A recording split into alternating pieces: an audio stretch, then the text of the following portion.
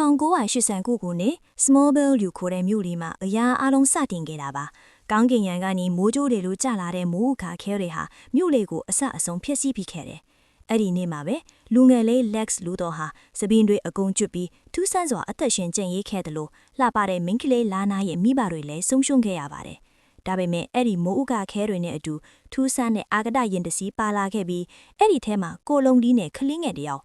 ဂျိုနာသန်နဲ့မာတာကန်တို့ဇနီးမောင်နှံကတော့ဒီကလေးလေးကိုကောင်းကင်ကပေးတဲ့လက်ဆောင်အဖြစ်မွေးစားဖို့ဆုံးဖြတ်ခဲ့ကြပါတယ်။12နှစ်ကြာပြီးတော့အဲ့ဒီကလေးလေးဟာ Clark Kent ဆိုတဲ့နာမည်နဲ့အရွယ်ရောက်လာခဲ့ပြီ။သူဟာတခြားသူတွေနဲ့မတူခဲ့မျက်နှုံးမြင့်တီးနိုင်တာခွန်အားကြီးလာမျိုးတွေရှိနေပေမဲ့သူ့အဖေကတော့ဒီလူ့ခွက်ချက်ကိုထိမ့်သိမ့်ဖို့အတွက်ကျောင်းကဘောလုံးအသင်းနဲ့ဝင်ခွင့်မပြုခဲ့ဘူး။ဒီနေ့မှာတော့ကန်ဂျမာအလဲအပြောင်းတစ်ခုဖြစ်ခဲ့တယ်။ Lex လူတော်မောင်းလာတဲ့ Porsche ကားကတဘောပုံကနေမြစ်ထဲကိုပြုတ်ကျသွားတဲ့အချိန်မှာခလကသူ့အသက်ကိုကယ်တင်ပေးခဲ့ရကနေသူတို့နှစ်ယောက်သူငယ်ချင်းတွေဖြစ်သွားကြပါတယ်။ခလကသူ့ရဲ့ထူးခြားတဲ့စွမ်းအားတွေကြောင့်စိတ်သက်ကြနေချိန်မှာသူ့အဖေဂျိုနာသန်ကမြေအောက်ခန်းထဲမှာဝှက်ထားတဲ့အာဂတရင်ကိုထောက်ပြလိုက်ပါတယ်။မင်းဟာဒီကဘာကမဟုတ်ဘူးဆိုတဲ့စကားကခလအထက်တော်မိုးချိုးပြစ်သလိုပါတယ်။တစ်ဖက်မှာလည်းလွန်ခဲ့တဲ့12နှစ်ကမိုးဥကခဲတန်းကြောင့်ကိုမာဝဲနေတဲ့ Jeremy ဆိုတဲ့ကောင်လေးကပြန်နိုးလာပြီးလျှက်စစ်စွမ်းအားတွေနဲ့မြို့ကိုဒုက္ခပေးဖို့ကြိုးစားလာပါတယ်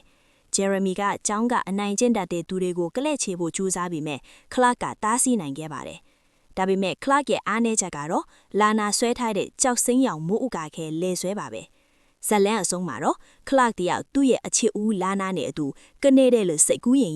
သူဟာလူသားတယောက်မဟုတ်ပေမဲ့လူသားတွေကိုကယ်တယ်မဲ့သူရဲကောင်းတယောက်ဖြစ်လာဖို့လမ်းစာပြိုးခဲ့ပါတော့တယ်။